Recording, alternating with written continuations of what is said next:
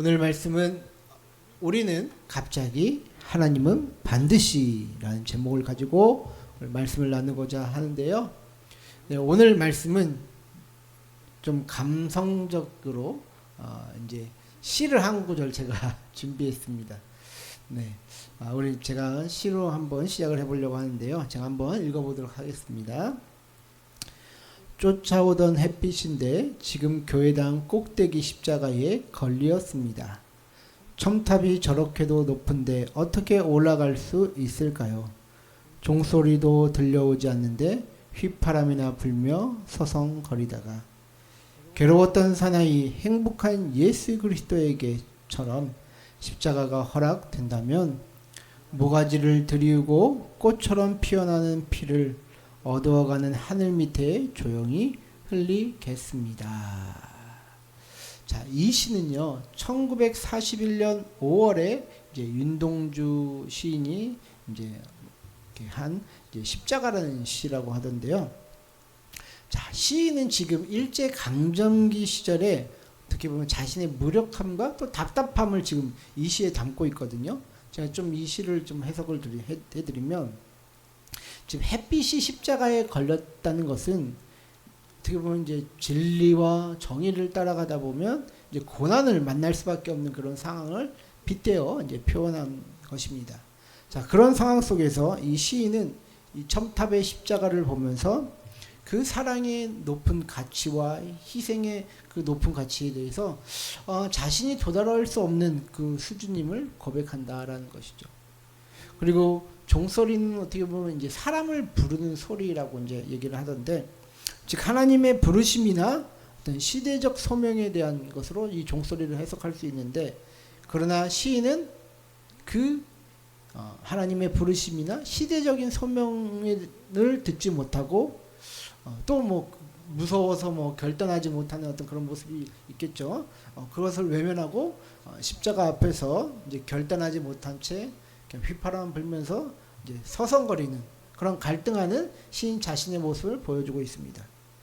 그래서 윤동주 시인은 마지막 이제 연에서 사명을 감당하신 그 예수 그리스도처럼 자신에게도 그 십자가가 진짜 그 십자가를 짊어지어야만 하는 그런 상황이 허락된다면 죽음의 피를 조용히 흘리겠다며 지금 묵묵히 고난을 감당하고자 하는 그런 모습을 우리에게 보여준다라는 것이죠. 자, 이 힘들었던 일제강점기 시절 어떤 새로운 세상을 염원하며 시대를 저항하고자 살아가고자 했던 한 인간의 모습이 저는 이 시에 잘 이제 보여준다라고 생각이 드는데요. 저는 이 시를 보면서 유대인들이 이제 포로에서 벗어나 정말 하나님을 섬기고자 했던 마음도 좀 이러한 시대적인 느낌을 저는 이 시를 통해서 느끼게 되었습니다. 하나님의 율법과 믿음은 있으나 그 율법과 믿음을 따라 살지 못하는 그 상황 속에서 얼마나 그들은 갑갑하고 또 처절했었겠습니까? 정말 외세의 강압에 억눌린 그들의 현실을 그들은 벗어나고 싶은 열망이 가득했을 것입니다. 그래서 오늘 에스라서의 이 말씀은 유대인들에게 너무나도 갑작스럽게 찾아온 은혜가 아닐까 싶은데요. 오늘 우리가 보신 성경 말씀은 전개가 참 이렇게 빠르게 진행하죠. 고레스 왕을 통해서 유대인들이 이제 고국으로 돌아가 성전 건축을 허락받습니다.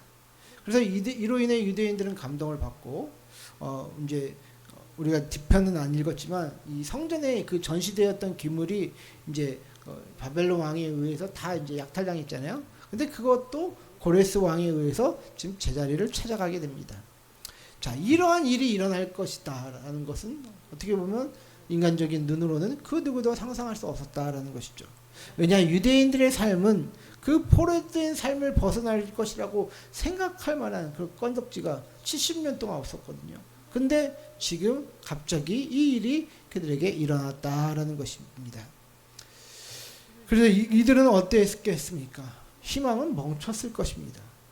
근데 유대인들은 항상 그 하나님의 땅을 그리워했어요. 시편 137편을 보시면요, 바벨론 강가에서 이제 예루살렘을 그리워하며 기록하는 그런 시편이 있거든요. 이것만 보더라도 그들은 이제 굉장히 하나님이 자신들에게 주신 땅을 그리워했다라는 것을 알 수 있습니다. 그러나 그렇게 간절히 원했으나 그들은 그것으로 돌아갈 상황과 여건이 좀처럼 쉽게 찾아오지 않았다라는 것은 우리가 성경을 봐도 그렇고 이들의 증언들을 봐도 그렇다라는 것이죠. 왜냐? 바벨론은 정말 무서운 나라였거든요. 고대 근동의 국가들을 차례대로 쓰러뜨리고 그 천연 요새 성을 짓고 각국의 엘리트들을 모조리 잡아들여 이 바벨론에게 충성하도록 만듭니다. 그러나 이랬던 바벨론도 시간이 지나자 흔들리기 시작했죠. 바벨론의 그 멸망할 때가 되니까 그 왕에 대한 신뢰도가 너무 이제 바닥을 쳐서 사람들이 이 고레스 왕이 페르시아 고레스 왕이 점령하러 왔을 때 오히려 문을 열어 주었다. 그러면서 환영했다라는 그런 이야기도 있습니다. 지금 근데 이런 일들이 어떻게 보면 지금 들어도 좀 상상할 수 없는 전개인데 그때 당시 포로되었던 유대인들이 이런 일들이 그들에게 일어날 것이다라고 과연 상상할 수 있었을까요? 그리고 그때 당시에는 어떻게 보면 페르시아의 고레스 왕이 바벨론 나라를 이제 완전히 접수하기 위해서 서슬퍼런 시대 아니었을까요? 반역자들을 처단하고 또 자신의 왕권을 더욱더 공고히 하기 위한 그 시대였는데 과연 그 복잡한 상황 속에서 고레스가 이렇게 할 것이다라는 것을 그들이 예상이나 하고 또 그것을 하나님 앞에 기도하고 있었을 거라고 생각할 수 있었을까요? 저 같은 경우는 오히려 희망은 다 잃어버리고 어떤 염원은 있으나 변하지 않을 것 같은 이 현실 때문에 낙마하고 좌절하기 쉬웠을 것이다 라고 생각한다라는 것이죠. 그런 복잡하고 무서운 상황 속에서 고레스 왕이 하나의 칙령을 선포합니다. 역사가 요세푸스가 전한 그 내용을 그대로 이제 얘기를 하자면요. 고레스 왕이 이같이 선포하노라. 전능하신 하나님이 나를 인간의 세계의 왕으로 삼으셨는데 나는 그 하나님이 바로 이스라엘 백성들이 섬기는 하나님인 줄 믿고 있노라. 그 하나님이 선지자를 통해서 내 이름을 예언하신 것을 볼 때 이는 매우 분명하다. 따라서 나는 유대 땅 예루살렘에 하나님을 위해 집을 지어드리고 싶노라. 자, 이렇게 말했다고 지금 요세푸스, 역사가 요세푸스가 기록한 내용을 가져온 거거든요. 그래서 아마도 고레스 왕은 이사의 선지자 예언을 통해서 자신이 이 일을 할 것이다라는 것을 알았고 또 지금 생각할 수 없었던 그 일들이 지금 이 고레스 왕을 통해서 지금 벌어지고 있다는 것을 우리는 볼 수 있다는 것이죠. 그래서 하나님이 하시는 일은요, 어떻게 보면 우리가 상상하기 힘들고 예측하기도 힘들다라는 것입니다. 그래서 윌리엄 캐리가 이런 유명한 말을 남겼거든요. 하나님께로부터 위대한 일을 기대하십시오. 하나님을 위해 위대한 일을 시도하십시오. 라고 했습니다. 그가 이런 말을 할 수 있었던 이유가 무엇이겠습니까? 하나님은 인간이 생각할 수 없는 그 반경에서 일을 하시고 또 일을 시작하시고 계시기 때문에 우리는 그 하나님을 믿고 의지하며 우리에게 주신 그 믿음을 따라 일을 할 수 있다라는 것이죠. 그 어떤 상황 속에서라도 말입니다. 여러분, 하나님을 믿으면 놀라운 게 뭔지 아세요? 하나님은요, 정말 갑작스럽게, 때때로 정말 갑작스럽고 급작스럽게 일을 하신다라는 것입니다. 저는 오늘 본문을 보면서 하나님께서도 우리 교회 가운데, 우리의 삶 가운데서도 이런 갑작스러운 일들을 해주시기를 기도하고 있었습니다. 그런데 그런 마음을 주시더라고요. 이미 하나님께서 이 일을 시작하셨다라는 말입니다. 왜냐하면 제가 이 교회를 시작할 때 저는 개척할 마음이 없었다고 그랬잖아요. 근데 개척할 마음도 주셨고 또 우리 교회 성도님들도 교회를 이렇게 폐쇄를 해야 되는지 고민이 많으셨잖아요. 근데 다시 한번 목사님을 모시겠다는 그런 마음도 주시고 그렇게 해서 이 교회가 이루어져 갈 수 있었다라는 것입니다. 이는 인간의 선택이 아니라 하나님께서 깨우치시고 역사하시는 그 방법 가운데 일이 이루어졌다라는 것이죠. 그래서 오늘 본문을 한번 보세요. 자, 1절과 5절을 이제 보시면요. 자, 바사왕 고레스 원년에 여호와께서 예레미야의 입을 통하여 하신 말씀을 이루게 하시려고 바사왕 고레스의 마음을 감동시키심에.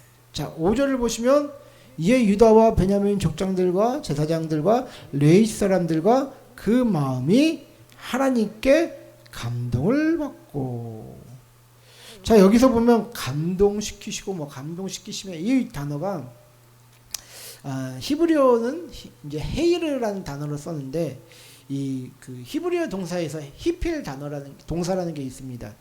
그래서 이 헤이르라는 단어의 본래 어근은 이제 우르라는 단어를 쓰는데, 이 우르라는 단어가 어떤 뜻을 갖고 있냐?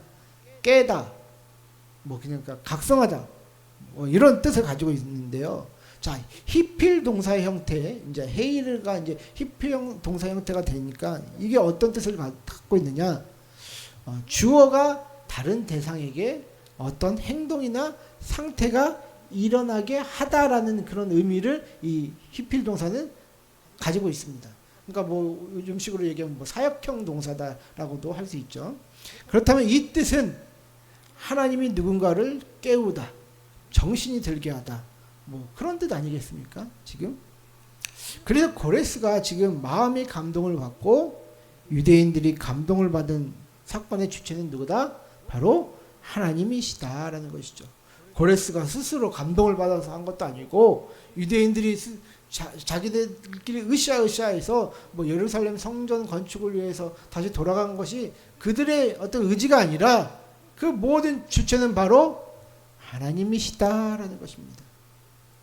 자, 다시 정리하자면 고레스가 유대인들을 그들의 땅으로 다시 돌려보내고, 유대인들이 살아왔던 그 터전, 그 70년간 포로되었던 삶의 터전을 버리고 다시 자기 땅으로 돌아가겠다라고 마음을 갖게 된 것은 하나님이 마음을 주셨기 때문이다. 그래서 그 모든 일을 할 수 있었다라는 것입니다. 이해되십니까? 저는 이런 하나님의 역사를 이렇게 표현하고 싶어요. 하나님은 감독이고 우리는 배우다라는 말입니다. 배우는요, 감독이 지시하는 바에 따라 움직이잖아요. 그죠? 제가 이제 이건 그냥 좀 맥락이 좀 안 맞긴 하지만, 저는 이 김 부장이라는 그 짤을 좀 보면서 갑자기 이런 생각이 들었는데, 왜냐면 이제 그 김 부장이라는 짤을 보는데 자꾸 거슬리는 게 뭐냐면, 뭔 상황이 되면 자꾸 뭘 먹어요. 배우가 막 뭐 그 커피콘가 그 사탕을 꺼내서 계속 먹어. 뭐 쓰러졌다 넘어져도 일어나서 뭐 일을 하기 전에 또 이렇게 먹고, 뭐 왜 뜬금없이 저런 걸 넣었을까? 그런데 그게 뭐 이제 PPL이라고 해서 이제 광고가 이제 그렇게 해서 들어가는 거라서 몇 번은 나와야 된다, 뭐 그렇게 하는 그런 게 있나 봐요. 그렇게 이제 하는데, 그런 걸 보면 아이씨, 저 결국 감독이 시키는 대로 배우들도 저거 하는 거겠지 하면서 그런 생각이 들더라고요. 근데 저도 이 땅의 어떤 그런 모든 세상의 이제 일들이, 하나님은 이 인생이라는 무대에서 하나님 뜻대로 하실 수 있는 감독이시고, 또 우리는 그의 배우다라고 볼 수 있다라는 것이죠. 그렇기 때문에 윌리엄 캐리가 이야기했듯이, 우리는 하나님께로부터 위대한 일을 기대하고 하나님을 위해 위대한 일을 시도할 수 있는 것이 바로 이러한 맥락 때문이다라는 것입니다. 하나님은요, 자신이 하신 약속은 반드시 지키십니다. 그래서 우리는 갑작스럽게 일어나는 것 같다라는 것이죠. 그러나 하나님은 이 시간에 대해서, 우리의 시야 뒤에서 일을 하고 계십니다. 그렇기 때문에 하나님의 일은 반드시 이루어진다라는 것이죠. 자, 오늘 말씀 1절 말씀을 보세요. 여기서도 바사왕 고레스 원년에 여호와께서 예레미야의 입을 통하여 하신 말씀을 이루게 하시려고. 자, 도대체 예레미야를 통해서 무슨 말씀을 하셨기에 이 바사왕 고레스의 마음을 감동시키셨다라고 했을까요? 자, 예레미야 25장 12절 13절과 이사야 44장 28절을 보시면요, 여호와의 말씀이니라 70년이 끝나면 내가 바벨론의 왕과 그의 나라와 갈대아인의 땅을 그 죄악으로 말미암아 벌하여 영원히 폐허가 되게 하되, 내가 그 땅을 향하여 선언한 바 곧 예레미야가 모든 민족을 향하여 예언하고 이 책에 기록한 나의 모든 말을 그 땅에 임하게 하리라. 이사야서 44장 28절에 보시면요, 고레스에 대하여는 이르기를 내 목자라 그가 나의 모든 기쁨을 성취하리라 하며 예루살렘에 대하여는 이르기를 중건되리라 하며 성전에 대하여는 내 기초가 놓여지리라 하는 자니라. 자, 여러분 이 말씀을 보시면 하나님의 약속된 시간은 70년이었죠. 근데 여러분 생각해 보세요. 우리는 수명이 70년 이상, 지금이야 좀 그렇지만 그때 당시엔 더욱 70년 이상 수명을 넘기가 쉽지 않았습니다. 그죠?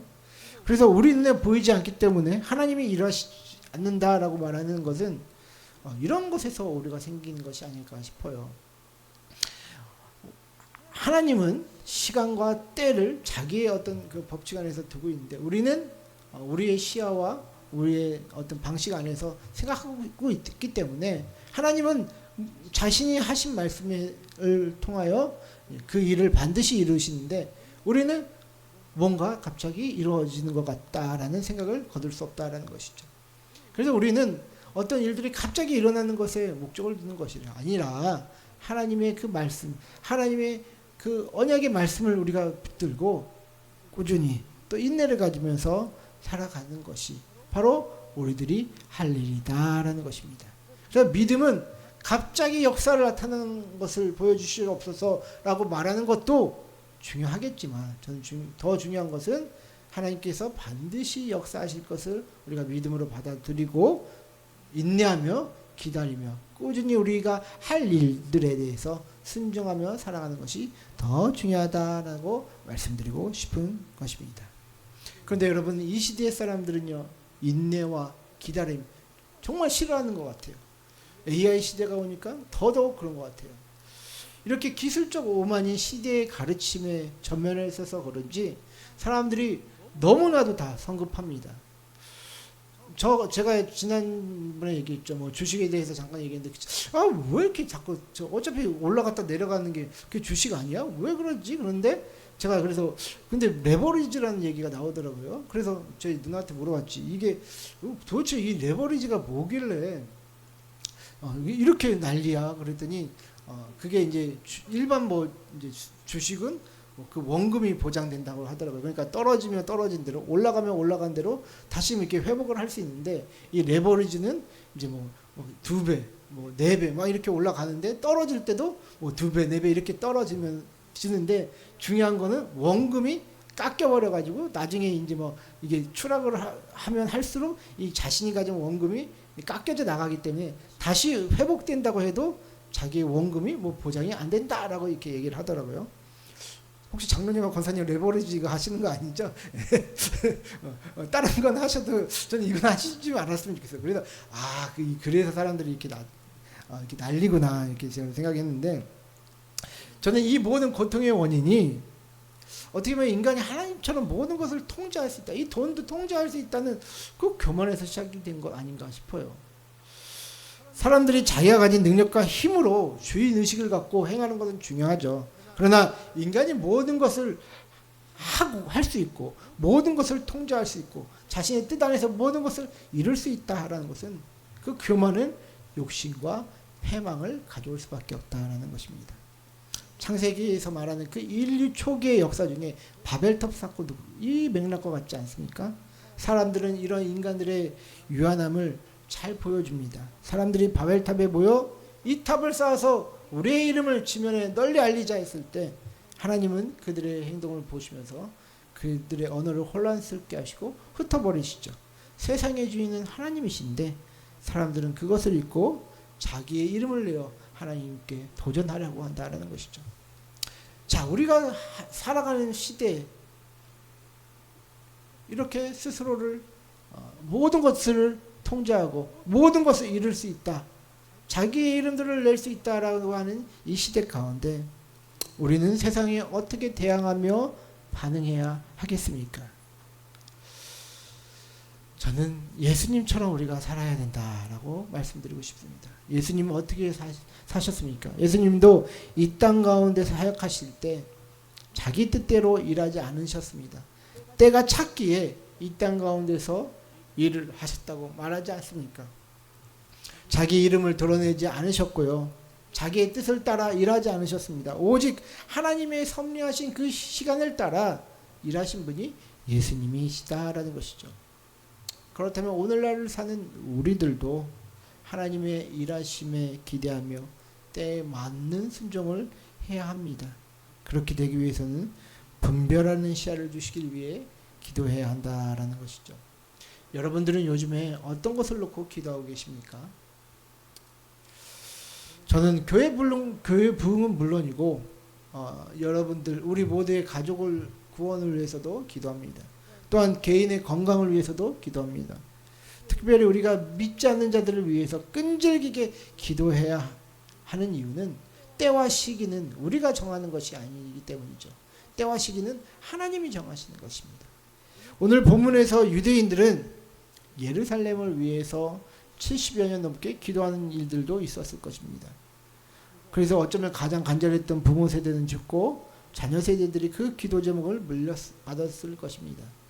그러나 간절했던 부모 세대와는 다르게 자녀 세대들은 예루살렘에 대한 어떤 기대도 희망도 포기했을 만한 시간이 바로 70년이다라는 것이죠. 그러나 하나님은 고레스의 왕의 마음을 감동시키시고 또 약탈로 옮겼던 모든 성전 기물들까지 내어주면서 하나님의 성전을 회복하라 하라고 말씀하십니다. 이 고대 전쟁에서 타국의 왕이 자신들의 신을 인정한다라는 것은 상상할 수 없는 일입니다. 그런데 지금 그 일이 벌어졌고 유대인들은 살아계신 하나님의 역사를 그들은 경험하고 배우게 된다라는 것이죠. 저는 이런 식물들을 보면 어떨 땐 참으로 놀라운 생각이 듭니다. 분명 눈에는 죽어 보였는데 또 시간이 지나 물을 주고 그렇게 관리를 하면 싹을 피우고 생명력 있게 자라는 모습을 볼 때 참 신기한 것 같아요. 생명의 신비란 이런 것 아니겠습니까? 울창한 나무에서 그 생명이 시작되는 것이 아니라 작은 씨앗에서 생명이 시작된다는 것이죠. 생명은 작은 것에서부터 시작됩니다. 그리고 그 작은 생명은 어떻게 보면 우리의 믿음과 생각 또 선한 의지와 순종을 통해서 우리에게도 나타날 수 있다는 것이죠. 하나님은 이런 일들을 통해서 우리에게 하시기를 원합니다. 그래서 예레미야 33장 2절과 3절 말씀을 보시면 우리 함께 읽을까요? 시작. 이를 행하시는 여호와 그것을 만들며 성취하시는 여호와 그의 이름을 여호와라는 이가 이와 같이 이르시도다. 너는 내게 부르짖으라 내게 응답하겠고 내가 알지 못하는 크고 은밀한 일을 내게 보이리라. 아멘. 자, 여러분들 이 말씀에서 하나님은 우리의 기도 가운데 응답하시고 또 하나님만이 아실 수 있는 그 은밀한 일을 보여주시겠다고 말씀을 하시죠. 저는 이게 정말로 놀라운 게 죄인된 인간이 뭐라고 하나님이 자신이 하실 일을 우리에 대해서 알려주실까라는 그런 생각을 하게 되었거든요. 왜냐하면 저는 가끔씩 아내가 옆에서 뭐 하는지 꼬치꼬치 저한테 캐물으면 귀찮고 짜증나서 뭘 자꾸 물어봐 가만히 있어 좀 이렇게 얘기를 합니다. 그런데 제가 못됐죠. 네. 고개 끄덕이지 마세요. 네. 근데 하나님은 자신이 하실 그 은밀한 일을 저희같이 부족한 이들에게 말씀해 주시겠다라고 해요. 저는 그게 놀랍다라는 것이죠. 그 놀라우신 하나님의 그 일들을 우리에게 알려주시고 함께 우리와 그 방향으로 가시겠다라고 하시는 것 아니겠습니까? 제가 중고 책방에서 세네카의 행복론이라는 책을 좀 보게 되었는데 그 책 첫장에 이런 글귀가 있더라고요. 모두가 행복하게 살기를 원하지만 정작 무엇이 삶을 행복하게 만드는지는 알지 못한다. 그저 빛을 찾아 더듬거리며 나아갈 뿐이다. 행복한 삶을 성취하기 힘든 이유는 바로 이 때문이다. 행복을 찾기 위한 의지가 강할수록 오히려 잘못된 길로 들어서기 쉽다. 일단 반대쪽 길로 들어서면 목표에서 점점 멀어지게 마련이다. 자, 여기서 얘기하는 행복은 바른 방향이 전제될 때 진정한 행복의 길로 갈 수 있다라고 얘기하는 것 아니겠습니까? 하나님은 근데 이미 우리에게 바른 방향을 말해주시고 또 그 길로 인도하시겠다 얘기합니다. 우리는 그 길을 따라가다 보면 반드시 하나님이 일하시는 모습을 보게 될 것이고 그 길에서 행복을 누릴 수 있게 됐다라는 결론이 나온다라는 것이죠. 그래서 우리는 하나님께 묻고 기도하며 그 뜻에 순종하며 살아가야 하는 것이 중요한 이유는 인간의 어떤 그런 방식과 행동을 따라가다 보면 그 방향이 바른 것이라고 믿고 따라가지만 결국엔 그 방향이 잘못되어졌을 때는 어떻게 할까라는 것이죠. 여기서도 얘기하지 않습니까? 세네카도 의지가 강할수록 오히려 잘못된 길을 들어가기 쉽다. 저는 그 말에 동의하거든요.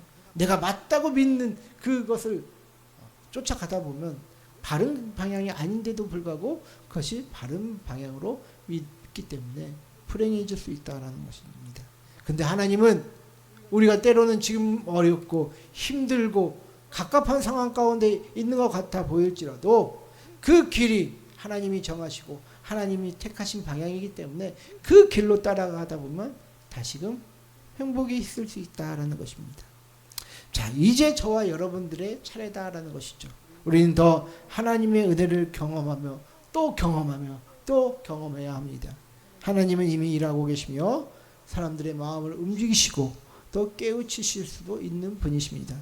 중요한 것은 우리가 하나님이 원하시는 방향으로 함께 나아갈 그 순종의 자세가 되어 있느냐라는 것이죠.